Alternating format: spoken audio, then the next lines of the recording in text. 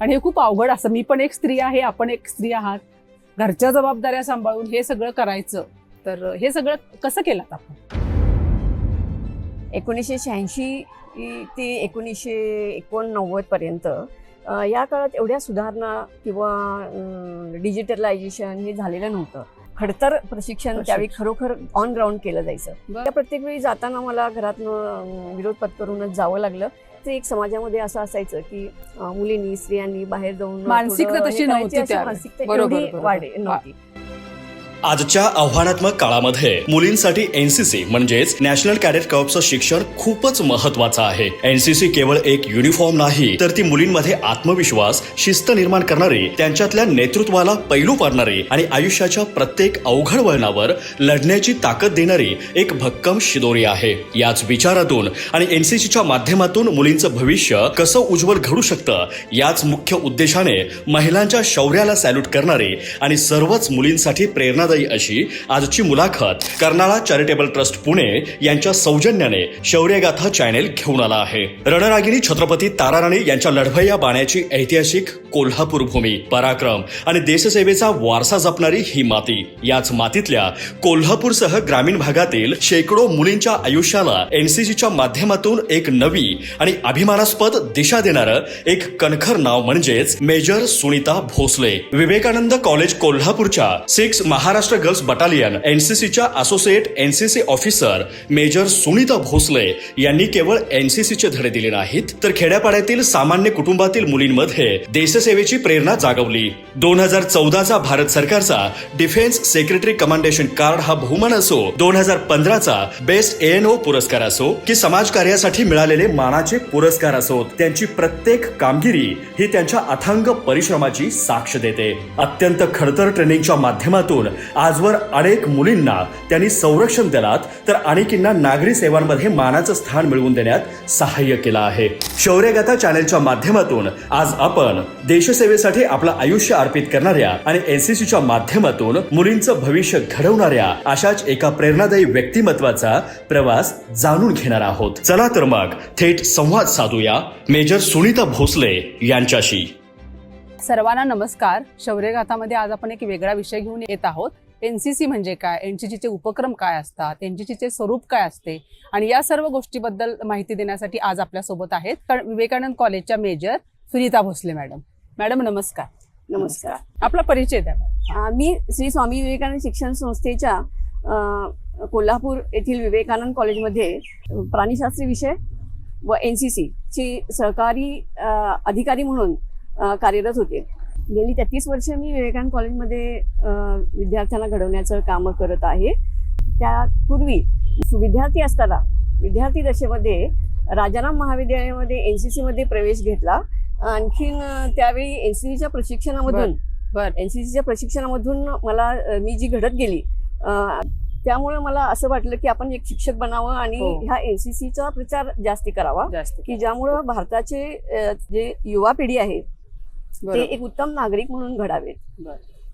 या उद्देशामुळेच विवेकानंदमध्ये नोकरी लागल्यानंतर विषयाचे शिक्षक म्हणून काम करत असतानाच एनसीसीचे पूर्वीचं अनुभव आणि एनसीसी सर्टिफिकेट हे माझ्याकडे असल्यामुळं या अनुभवाचा उपयोग करण्यासाठी विवेकानंद कॉलेजनं मला एनसीसीचे अधिकारी म्हणून काम बघण्याची जबाबदारी दिली आणि ही माझ्यासाठी एक खरोखर संधीच ठरली. मॅडम, जसं आता आपण बोललात की आपण जी सुरुवात केलात अगदी विद्यार्थी दशेपासून आपण एनसीसी जॉईन केलात, नंतर आपण विवेकानंद कॉलेजमध्ये मेजर झालात, तर मला एक सांगा की एनसीसी म्हणजे नक्की काय असतं? एनसीसी नॅशनल कॅडेट कोर्प किंवा राष्ट्रीय छात्र सेना ही भारतातील युवकांसाठी एकता और शिस्त ही ब्रीदवाक्य असलेली एक संघटना आहे की ज्यामध्ये देशभक्ती आणि शिस्त याचं प्रशिक्षण युवकांना मिळतं. याची स्थापना 15 जुलै 1948 मध्ये झाली. त्यानंतर कायदेशीररित्या नोव्हेंबर 1948 मध्ये याची स्थापना झाली. त्यामुळेच एनसीसी डे हा नोव्हेंबरमध्ये शेवटच्या रविवारी किंवा 24 नोव्हेंबरला साजरा केला जातो.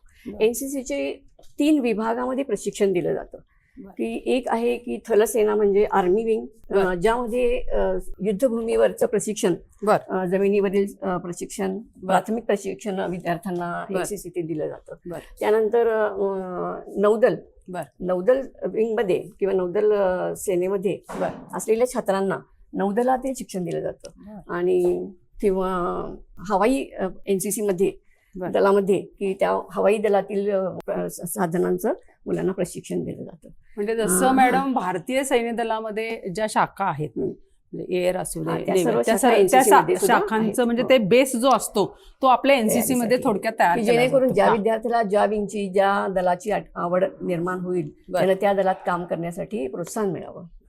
पण मॅडम आता आपण एवढं छान व्याख्या दिलात की NCC म्हणजे काय, तर NCCचा उपक्रम काय असतो, म्हणजे NCC मध्ये काय स्वरूप असतं तुमच्याकडे, जे NCC असतं त्याचं स्वरूप काय असतं मॅडम? NCC मध्ये तर इन्स्टिट्यूशनल ट्रेनिंग, आणखीन कॅम्प ट्रेनिंग, त्यानंतर सामाजिक उपक्रम. की सामाजिक उपक्रम म्हणजे काय असतात NCC? सामाजिक उपक्रम म्हणजे की समाजामध्ये जनजागृती व्हावी किंवा विद्यार्थी जो स्वतः NCC मध्ये आहे त्याला सामाजिक बांधिलकी निर्माण व्हावी या दृष्टिकोनातून वेगवेगळे उपक्रम, म्हणजे जसे की स्वच्छता अभियान हे वर्षातून साधारण 2-3 वेळा, कधी कधी स्वच्छता पखवाडा म्हणून केलं जातं, किंवा नद्या आपल्या ज्या एरियातल्या आहेत दूषित त्याचं प्रदूषण टाळण्यासाठी, त्याचा अवेअरनेस करण्यासाठी, प्लास्टिक मुक्ती करण्यासाठी वेगवेगळे उपक्रम राबवले जातात.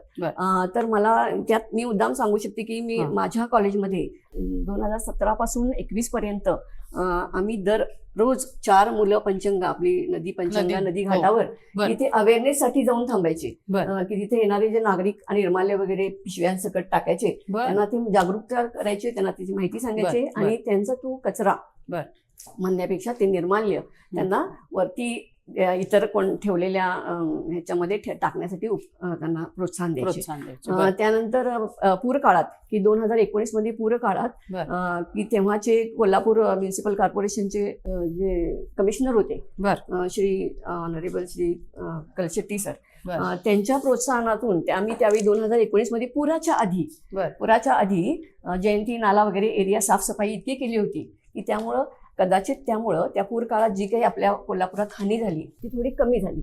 आणि त्या पूरस्थितीनंतर सुद्धा लगेच दुसऱ्या दिवशीपासून आम्ही मदत कार्यासाठी आपत्ती व्यवस्थापन जे आपण मुलांना शिकवतो त्याच्यासाठी जे मुलं अवेलेबल होते, कारण पूरस्थितीमुळे सगळे गेले होते गावी, तर जे अवेलेबल होते त्यांना घेऊन आम्ही त्या एरियामध्ये जवळजवळ 8-10 दिवस स्वतः कमिशनर सर आणि आम्ही त्या एरियामध्ये कुंभार गल्लीमध्ये कुंभारांना त्यांच्या मूर्त्या साफसफाई करून रंगवण्यासाठी किंवा कचरा गोळा करण्यासाठी, कोणाचे काही ते सामान घेऊन बोटीतून म्हातारे वगैरे व्यक्तींना शिफ्ट करण्यासाठी अशी काही मदत कार्य तेव्हा केली होती.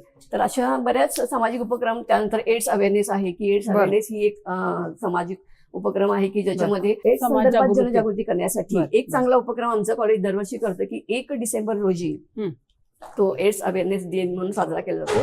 त्या दिवशी आमच्या कॉलेजमधून सायकल रॅली निघती की CPR मधून ती पन्हाळ्यावर वाटेत जाणाऱ्या सगळ्या गावांमध्ये तिथं आम्ही आधी निरोप देऊन ठेवला असतो, तिथं समाज प्रबोधनाचं काम केलं जाते, सायकलवरून ही रॅली निघते. मग त्यासाठी आपल्या कोल्हापूर ग्रुपमधील इतर विद्यार्थी म्हणजे आमच्या कॉलेजमध्ये असलेले विद्यार्थी सुद्धा त्यात सहभागी असतात.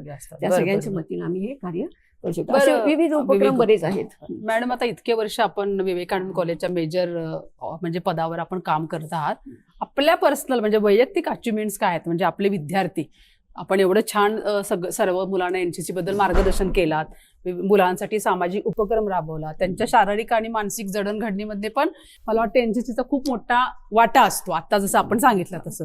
तर आपलं स्वतःचं अचिव्हमेंट्स काय आहेत त्याच्यामध्ये, म्हणजे आपले विद्यार्थी, मग यातून मग लोकांना म्हणजे आपण सांगू शकतो, ह्या पिढीला संदेश देऊ शकतो छान की तुम्ही NCC जॉईन करा. आता मी स्वतःच छात्र असताना की त्या प्रशिक्षणामधून मला असं ट्रेन झाले मी की माझी रायफल ड्रिल असेल, त्यानंतर नेतृत्वाची कला असेल, आणखीन नेमबाजी याच्यात मी जास्त विशेष प्रावीण्य मिळालं. त्यामुळे काय झालं की मी 3 वर्ष NCCची 3 वर्षाच्या ट्रेनिंगमध्ये 3 वर्ष नॅशनल शूटिंग चॅम्पियनशिप कॉम्पिटिशन ही जी भारतामध्ये होत असते त्याच्यामध्ये मी सहभागी झाले NCC मधून. शिवाय शिवाजी युनिव्हर्सिटीच्या NCCच्या टीममध्ये दरवर्षी मी प्रथम क्रमांकानं निवडली गेली की ज्यामधून आम्हाला झोनलला पण जायची संधी मिळाली. आणि सगळ्यात महत्त्वाचं म्हणजे छात्र असताना मी प्रजासत्ताक दिन दिल्ली इथं होणाऱ्या विविध स्पर्धांमध्ये 26 जानेवारी रोजी नेमबाजीचं कांस्य पदक मिळवलं. अरे वा, हे विद्यार्थी असताना झालं. बरोबर. त्यानंतर त्याचाच आपले विद्यार्थी मॅडम, Yes. आपण विद्यार्थी असताना एवढे आता छान मेडल आमचे आपले विद्यार्थी काय आता- अचिव्हमेंट्स? येस, तेच त्यानंतर पुढे आल्यावर हा. मला ज्या ज्या काही संधी विद्यार्थ्यांसाठी एनसीसी कडून येतील बर. त्या मी त्यांच्यापर्यंत मॅक्झिमम पोहोचवण्याचा प्रयत्न केला बर. आणि त्यातून ज्यांच्या क्षमतेप्रमाणे विद्यार्थी ते अचिव्हमेंट घेत होते आणि ते त्याप्रमाणे घडत होते. तर माझ्या तरी आपल्या 6 महाराष्ट्र बटालियन मधल्या माझ्या विद्यार्थ्यांपैकी बर. 2 विद्यार्थी आंतरराष्ट्रीय कॅम्प की ज्याला YEP म्हणजे युथ बर. एक्सचेंज प्रोग्राम, बर. हे सिलेक्शन होणं फार कठीण काम असते. बर. त्यासाठी जाऊ शकले, म्हणजे भारताच्या बाहेर हा कॅम्प असतो.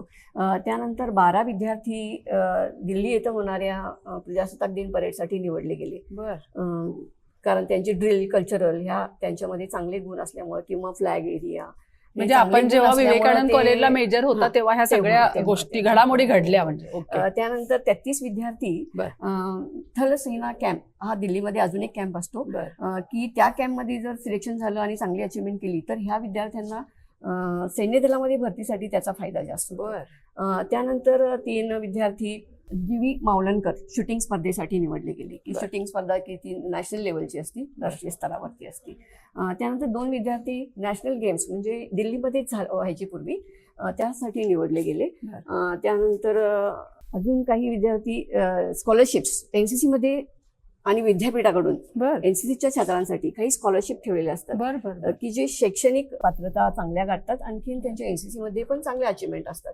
अशा विद्यार्थी मला वाटतं की माझ्या करिअरमध्ये 81 विद्यार्थ्यांना 81 छात्रांना ह्या स्कॉलरशिप मिळाल्या. म्हणजे ते त्यांनी फक्त एनसीसी जॉईन केलं म्हणून जॉईन केलं आणि त्यांची शैक्षणिक पण प्रगती चांगली होती आणि एनसीसी मध्ये पण ते बेस्ट होते.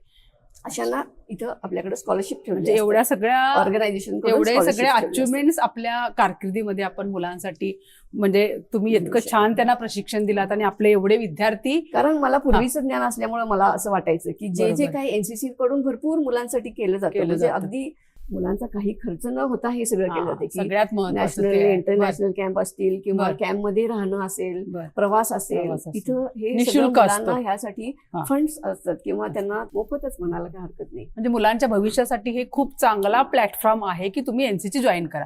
आणि एनसीसीचे जे शिबिर असतात तर त्याबद्दल आम्हाला थोडीशी माहिती द्या. एनसीसी शिबिर ही प्रामुख्यानं विद्यार्थ्यांचा, छात्रांचा वैयक्तिक शारीरिक विकास घडावा, व्यक्तिमत्व विकास घडावा या उद्देशानं केलेली असतात. त्यांना करिअर बद्दल माहिती मिळावी हाही उद्देश त्यामध्ये ठेवला जातो. त्यामुळं शिबिरांचे प्रकार असे आहेत की लोकल लेवलला वार्षिक शिबिरं होतात की ज्याच्यामध्ये पूर्ण प्रशिक्षण दिले जातात आणि इतर शिबिरं राज्यस्तरावर असतील, राष्ट्रीय स्तरावर असतील, त्याच्यामध्ये काही स्पेसिफिक अशा गोष्टी तिथे शिकवल्या जातात की काही असतात की SSPच्या दृष्टिकोनातून घडवलं जातं, काही असतील ते सांस्कृतिक दृष्टीतून कॅम्प केले जातात, काही की रिपब्लिक डे, प्रजासत्ताक दिन कॅम्प सारखे जे कॅम्प आहेत तिथं ती 26 जानेवारीच्या परेडसाठी प्रिपरेशन आणि तिथं सगळेच असते की सांस्कृतिक म्हणजे सांस्कृतिक कार्यक्रमांचे सुद्धा तिथं आयोजन केलेलं असतं. तर ह्या सगळ्या कॅम्पमध्ये वैशिष्ट्यानं आता ह्या कॅम्पसमध्ये दिसतंय आपल्याला की इतकं हायजीन म्हणजे आरोग्याची पूर्ण काळजी घेऊन सर्व गोष्टींचं आयोजन केलं मला वाटतं आहाराची पण आपण भरपूर काळजी घेता. आहार तर इतका संतुलित आहे की मला वाटते की ह्यातले काही फार कमीच जण इतकं व्यवस्थित वेळच्या वेळी खात असतील. दिवसातून मला वाटते 5 वेळा संतुलित आहार की जो योग्य पोषण, वाढ व आरोग्य पूर्ण विकास व्हावा यासाठी पौष्टिक आहार पूर्ण अभ्यासपूर्णक व अभ्यास करून आणखीन स्वच्छता मेंटेन करून केला जातो. मॅडम, आपण एकतर प्राणीशास्त्र विभागाच्या प्राध्यापिका, त्यानंतर आपण विवेकानंद कॉलेजच्या सहकारी अधिकारी एनसीसीच्या, आणि या व्यतिरिक्त आपल्या घरच्या कौटुंबिक जबाबदारी, या तिन्ही गोष्टींची आपण कशी सांगड घालता आणि कसं संतुलन साधलात? म्हणजे हे सगळं करिअर करताना एवढ्या सगळ्या मुलांसाठी आपण, मगाशी आपण जसं बोललात की आपल्या हाताखालून खूप मुलांचा अशी कारकीर्द खूप छान घडलेली आहे एनसीसीच्या थ्रू, तर याच्याबद्दल थोडंसं मला ऐकायला आवडेल मॅडम आपल्याकडून. आणि हे खूप अवघड असं, मी पण एक स्त्री आहे, आपण एक स्त्री आहात, घरच्या जबाबदाऱ्या सांभाळून हे सगळं करायचं, तर हे सगळं कसं केलं आपण? आणि मला वाटतं ह्याची प्रेरणा पुढच्या पिढीला नक्की मिळेल. आता परत हे सगळं शक्य होण्यासाठी मला एनसीसीचं स्वतःचं प्रशिक्षणच उपयोगी पडलं बरं. की एनसीसी प्रशिक्षणादरम्यान वेळेचे नियोजन किंवा कामांना प्राधान्य देणे किंवा सर्व सहकाऱ्यांची मदत घेऊन कशी कामाची ऍडजस्टमेंट करणे, या गोष्टींचा मला इथं उपयोग झाला. नेतृत्व गुण या गोष्टींचा मला ह्याच्यामध्ये उपयोग झाला. माझा विषय प्राणीशास्त्र, तर प्राणीशास्त्रामध्ये संशोधन करणे, डिसेक्शन करणे, मुलांना अधिकाधिक माहिती देणे, ह्याची तर मला अतिच आवड. एनसीसी मध्ये सुद्धा असं झालं की एनसीसीच्या विद्यार्थ्यांना भरपूर सारं काही जे मिळते ते सगळं द्यायचं ही पण आवड. आणि घरात पण असं की घरातल्या पण सगळ्या जबाबदाऱ्या स्वतः करायच्या, की फार काही कुणाची मदत न घेता स्वतः सगळं करायचं. त्यामुळे हे सगळं काम पेलणं आव्हानात्मकच होतं. पण ह्या सर्व कार्यामध्ये की महाविद्यालयातील सहकारी असतील, सर्व सहकारी की शिपायापासून प्राचार्यांपर्यंत संस्था लेवल सर्वांनी मला त्यामध्ये मदत केली. त्यानंतर एनसीसी भवन, एनसीसी कोल्हापूर ग्रुपमधील सर्व सहकारी की ऑफिसमधील कर्मचारी असतील किंवा मुलांना शिक्षण देणारे आर्मीमधली स्टाफ असतील, त्यानंतर आपले सैन्यातील लष्करातील अधिकारी इथं जे विविध पदांवर असतात की ब्रिगेडियर, ग्रुप कमांडर सर आहेत, त्यानंतर कमांडिंग ऑफिसर, कर्नल सर आहेत, या सर्वांची प्रत्येक वेळी मला मदत होत गेली. त्यानंतर घरचे सुद्धा की त्यांनी बऱ्याच ह्याच्यामध्ये ऍडजस्टमेंट दाखवल्या, त्यामुळे मी हे सगळं सहज करू शकतो. भोसले मॅडम, आपण इतकं छान आतापर्यंत एनसीसीची एवढी छान माहिती आम्हाला सर्वांना दिलेल्या आहात. मला एक सांगा मॅडम की आपण विद्यार्थी दशेमध्ये एनसीसी जॉईन केला, तर तो जो काळ होता आणि नंतर आपण 18 वर्ष मेजर पदावर विवेकानंद कॉलेजच्या सहकारी अधिकारी मेजर पदावर राहून खूप विद्यार्थी घडवला, तर याच्यामधला काय बदल, तो काळ आणि आत्ताचा काळ, तर याच्यामधला काय बदल आपल्याला जाणवतो ते थोडक्यात आम्हाला सांगा. मी छात्र असताना म्हणजे साधारण 1986 ते 1989 पर्यंत या काळात एवढ्या सुधारणा किंवा डिजिटलायझेशन हे झालेलं नव्हतं. पण त्यावेळेचं ट्रेनिंग जे असायचं की शारीरिक हार्डवर्क करून, त्यामुळं फार एक कठीण किंवा असं खडतर प्रशिक्षण त्यावेळी खरोखर ऑन ग्राउंड केलं जायचं. त्यानंतर बाकीची सगळी संसाधनं डिजिटलायझेशन नसल्यामुळं फार बेसिक गोष्टी ज्या आर्मीमध्ये वगैरे वापरल्या जायच्या त्याचं आम्हाला ट्रेनिंग त्यावेळी मिळायचं. छात्र असताना मुख्य करून नेतृत्व, त्यानंतर जबाबदाऱ्या सांभाळणे, विविध शिबिरांमध्ये प्रत्यक्षात टेंटमध्ये राहणे. आता मुलांना की चांगल्या सुविधा दिलेल्या आहेत की जे अगदी वॉशिंग मशीन सुद्धा मुलांना दिलं जातं किंवा खाली बेडिंग दिलं जातं थोडंफार प्रमाणात. तर अशा सोयी पूर्वी नव्हत्या. की पूर्वी कसं होतं की आम्ही दिल्लीच्या कॅम्पमध्ये सुद्धा आम्ही टेंटमध्ये काढलं की त्या थंडीमध्ये आम्हाला प्रोटेक्शनसाठी जास्ती काही सुविधा नसायच्या. आताच्या विद्यार्थ्यांसाठी डिजिटलायझेशन मुळे त्यांची बौद्धिक वैयक्तिक विकासासाठी त्यांना फार सोप्या गोष्टी झाल्या आहेत.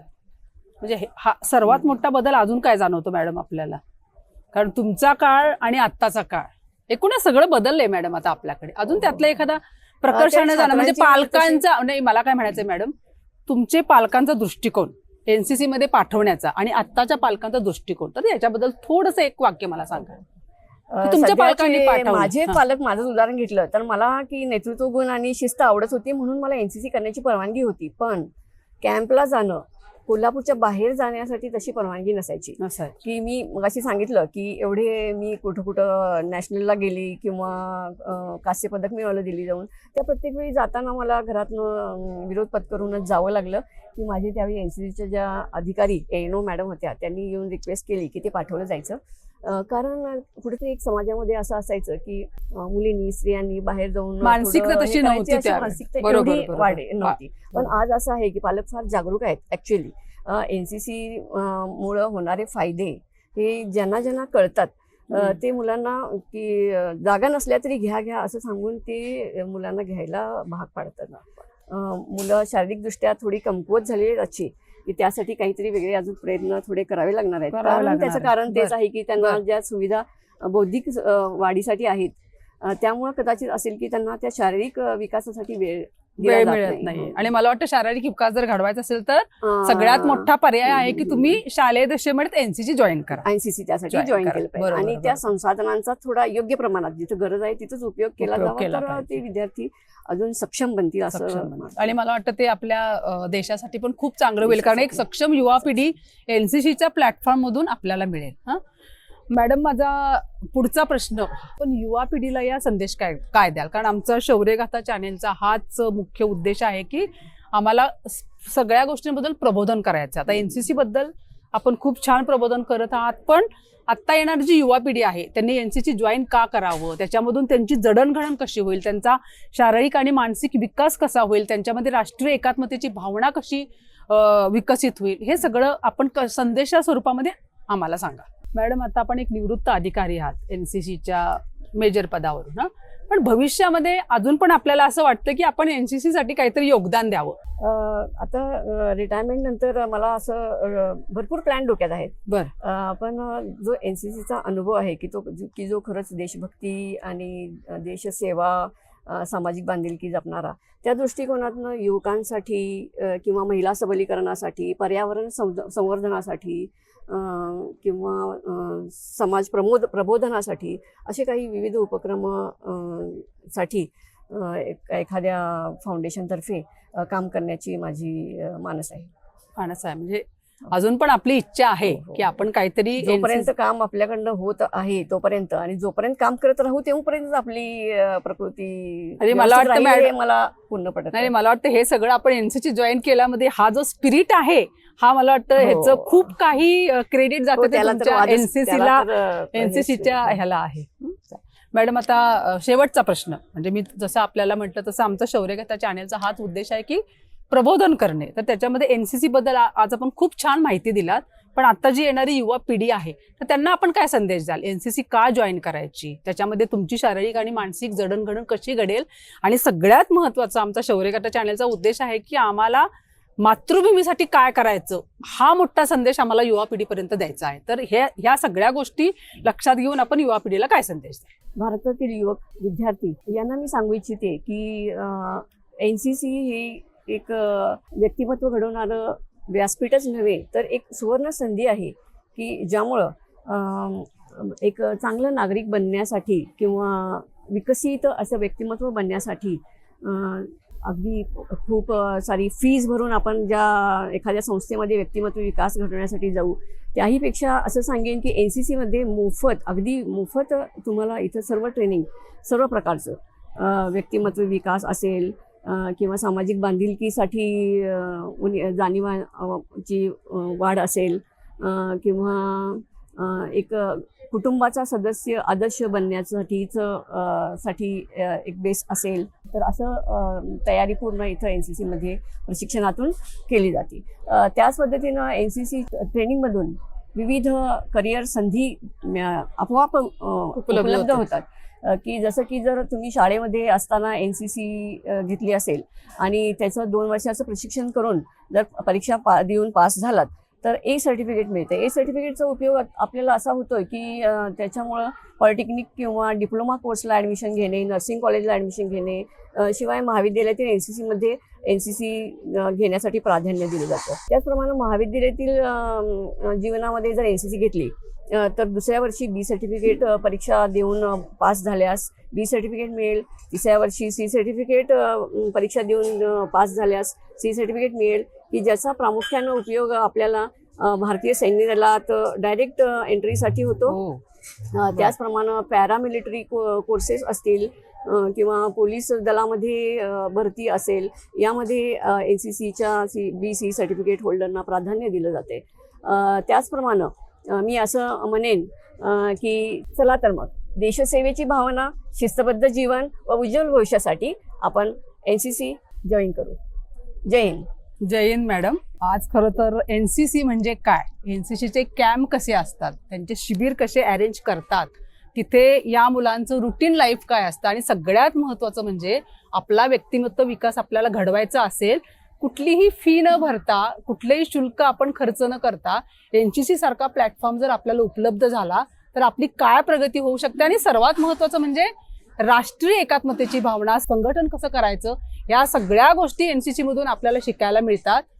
मॅडम, आपण आम्हाला आमच्या शौर्यगाथा चॅनेलला आपण वेळ दिलात आणि एवढी सुंदर आम्हाला एनसीसी बद्दल माहिती दिलात. एनसीसीचे उपयोग काय आहेत या विद्यार्थ्यांसाठी आणि युवा पिढीला सगळ्यात महत्त्वाचा आपण संदेश दिलेला आहेत की एनसीसी जॉईन करा. जय हिंद मॅडम. नमस्कार. नमस्कार. धन्यवाद.